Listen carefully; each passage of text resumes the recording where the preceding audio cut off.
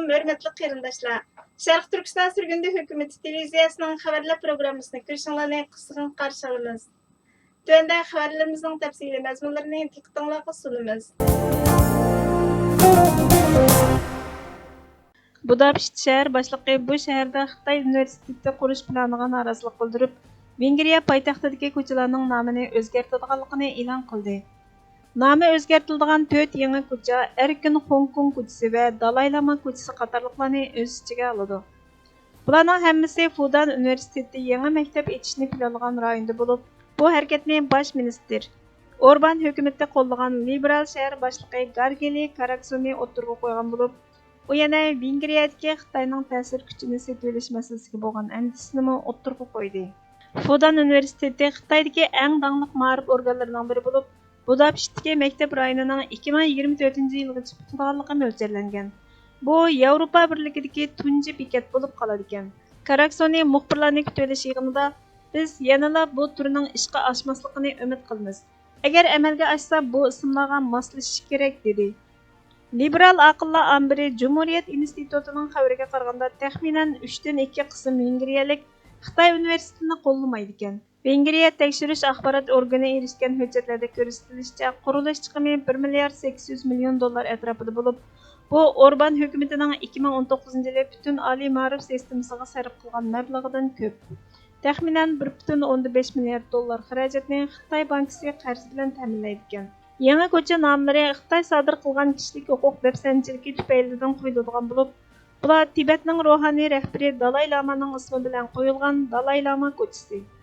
Hong Kong demokratik harakatini xotirlash uchun qo'yilgan Erkin Hong Kong ko'chasi. Sharq Turkistondagi qirg'inchilikni xotirlash uchun qo'yilgan Uyg'ur shahidlar ko'chasi.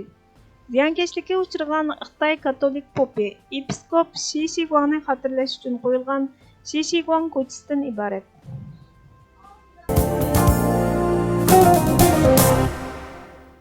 Atalmış Şinjan Uyghur Avtonom Rayonluq dairələri ötən həftə, yəni 25 may günü Beyjingdə 9-cu qitimliq axbarat elan qilish yig'ini chaqirib, o'zlarining nuqtaliq hujum nishonini Qalbinur Sidiq, Ömer Bekali, Sayragul Savutbay, Zumrat Davud, Gulbahar Jelilova qatorliq chet eldagi lager shahidlariga qaratgan. Shundaqla ularni yolg'on guvohlik berish bilan ayblagan edi.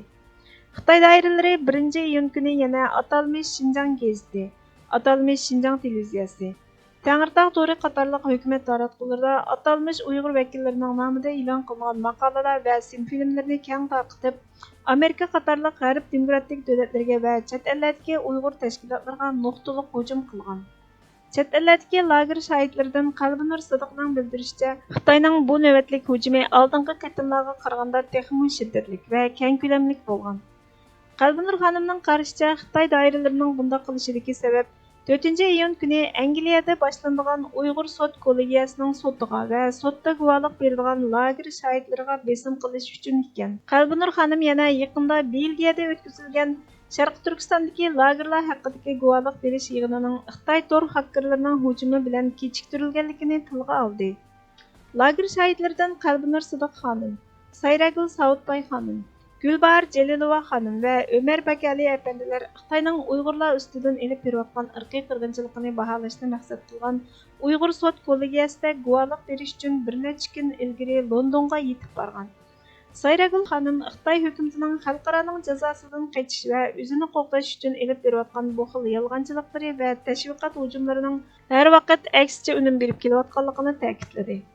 Onun bildirishicha, Xitoy hukumati o'ziga o'xshash lager shahidlarining shaxsiyatigacha haqoratlash darajasiga yetgan. Bu haqoratlar va yolg'onchiliklar ularning Xitoyning Sharq Turkistonda elib berayotgan irqiy qirg'inchiligining haqiqiy yuzini dunyoga oshkorlash irodasini texnik kuchaytirgan. Londonda o'tkazish oldida turgan Uyg'ur sud kollegiyasining tunji qitimliq sudi 4-iyundan 7-iyungacha 4 kun davom qilgan. BCI, ya'ni yaxshi paxta tashabbusi Sharq Turkistondagi majburiy emgakka davomli sukut qilib keldi. Bu ahvol uning va a'zolarining inovatini xatarga ittirayotgandek qiladi. Ba'zi setish shirkatlari uningdan rozi emas. Xitoy London va Janvada bosh atriti bo'lgan BCIni o'zining o'lchamiga asosan ta'minlashni planladi. Kishilik huquqni tashabbus qiluvchilar BCIning davomli sukut qilishining Yer şari paxta ishlab chiqarishning ishlab chiqaruvchilarni texmi yaxshi sharoit bilan ta'minlash to'g'risidagi burchiga zid bo'lganligi uchun zarba berdi. BCIning o'zining tor bekitida BCI hukumat majburiy emgak tashkillangan davlatlarda tijorat qilmaydi deyilgan.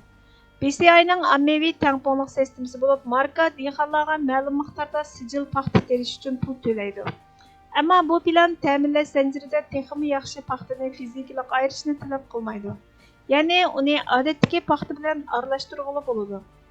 Ammo BCI havola qilgan mustaqil xizmat guruhi 12 oydagi dokladida ommaviy tangpongliq sistemasining jismoniy jihatdan ayirishga selishtirganda oxirgi mahsulotlarning majburiy emgakdan xoli bo'lishiga kafolatlik qilish jihatda texmi yuqori xatar paydo qilganligini ko'rsatdi. Ommaviy tangpongliq sistemasi yoki kelgusida texmi yaxshi paxta uchun ishlatiladigan boshqa zanjirsimon zanjirlarga qarata BCI a'zolarining o'ttirg'a qo'ya oladigan tashabbusining ishonchli bo'lishiga davomli kafolat qilishi kerakligini. Shuningdek keyin 2022 yilga borganda texmi yaxshi paxtaning to'liq fizikalik iz qo'g'lash iqtidori bilan ta'minlaydigan yangi sistema barpo qilishni maqsad qilganligini aytdi. Uyg'ur majburiy emgakini oxirlashtirish birlashmasi BCIning davomli sukut qilishining BCI paxtani majburiy emgak bilan bulg'angan kasbda axloqiy tanlash sifatida ishlatiladigan barliq marka va parcha sotuvchilarga shundaqla BCIga ishlanadigan dehqonlarning hamma joyda texmi yaxshi paxta ishlab chiqarishida ching turishiga ta'sir ko'rsatganligini aytdi. Xuddi Mustafa Kemal Atatürk aytgandek, bizning tinchlikni qo'lga keltiramiz deganimiz vatanimizning mustaqilligini qo'lga keltiramiz deganimizdan iborat bo'lishi lozim. Tajovuzchi Xitoyning shakli o'zgargan chet eldagi kuchlari bizning milliy manfaatimizga ziyon yetkazadi. Hazrati Ali raziyallohu anhu dushmaning bilan o'ltirib qo'pqan sening do'sting bo'lolmaydi degan. Mustaqillik harakatimiz do'st dushmanni aniq ayirishni, dushmanning to'zoq, hiyla va o'yinlariga qattiq sagik bo'lishni, do'stga kuch, madad berishni talab qiladi.